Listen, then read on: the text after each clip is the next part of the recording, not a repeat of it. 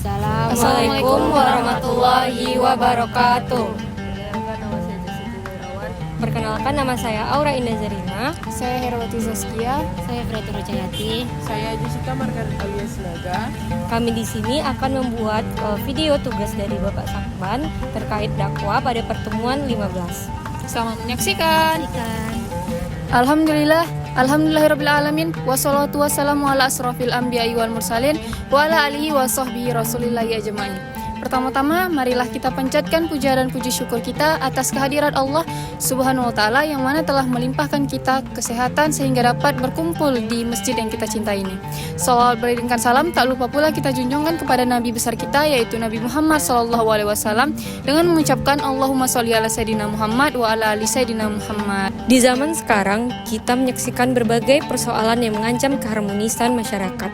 Perselisihan karena perbedaan pendapat, penyebaran fitnah dan hoaks melalui media sosial, rasa iri dan dengki, kurangnya kepedulian terhadap sesama, hingga lunturnya semangat gotong royong menjadi tantangan yang harus kita hadapi. Padahal Islam mengajarkan kita atas perdamaian bukan perpecahan. Allah Subhanahu wa Ta'ala berfirman dalam Al-Quran yang artinya sesungguhnya orang-orang mukmin itu bersaudara. Karena itu damaikanlah antara kedua saudaramu dan bertakwalah kepada Allah agar kamu dapat mendapatkan rahmat. Quran Surat Al-Hujurat ayat 10. Yaitu ayat ini menegaskan bahwa setiap muslim adalah saudara. Persaudaraan dalam Islam tidak dibangun atas dasar suku, melainkan atas dasar keimanan kepada Allah Subhanahu wa Ta'ala. Oleh karena itu, ketika terjadi perselisihan, Islam memerintahkan kita untuk menjadi perdamaian, bukan memperkeruh keadaan. Rasulullah SAW bersabda, "Tidak beriman salah seorang di antara kalian hingga mencintai saudaranya sebagaimana ia mencintai dirinya sendiri." Hadis riwayat Bukhari dan Muslim. Hadis ini mengajarkan bahwa kesempurnaan iman seorang dapat dilihat dari kepedulian terhadap orang lain. Jika kita ingin diperlakukan dengan baik, maka kita harus memperlakukan orang dengan baik. Apa yang dimaksud dengan masyarakat yang harmonis?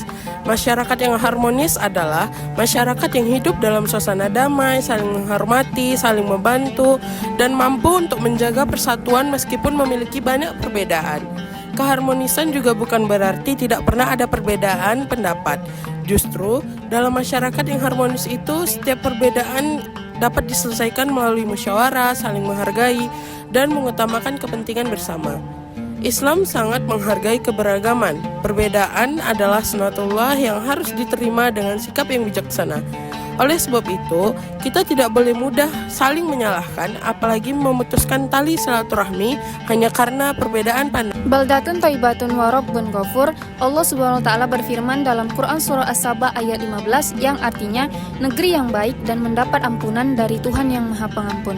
Ungkapan ini menggambarkan cita-cita kehidupan masyarakat Islam, yaitu sebuah negeri yang aman, tentram, makmur, adil serta selalu berada dalam keberkahan dan ampunan Allah Subhanahu wa Ta'ala.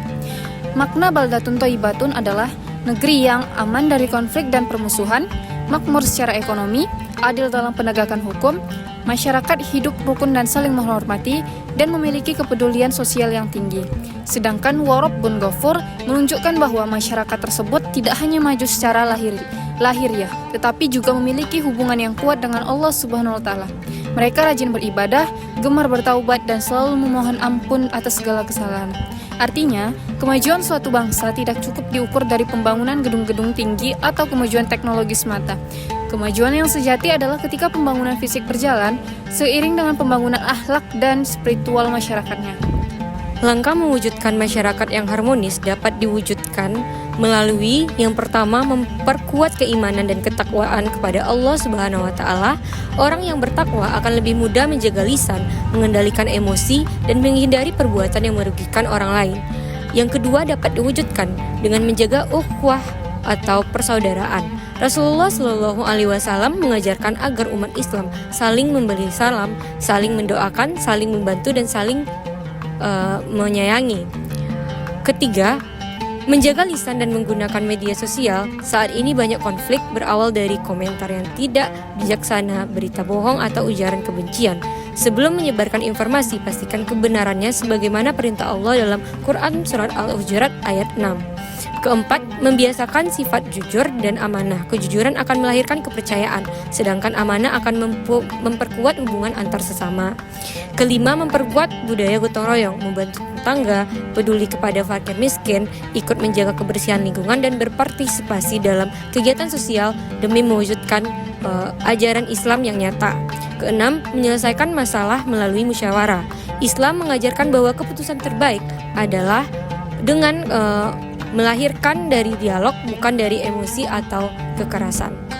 Hikmah masyarakat yang harmonis. Apabila masyarakat hidup dalam keharmonisan, maka akan lahir berbagai manfaat diantaranya. Terciptanya rasa aman dan nyaman, persatuan bangsa semakin kuat, perekonomian berkembang dengan baik, anak-anak tumbuh dalam lingkungan yang sehat, ibadah dapat dilaksanakan dengan tenang, datangnya keberkahan dan pertolongan Allah Subhanahu wa taala.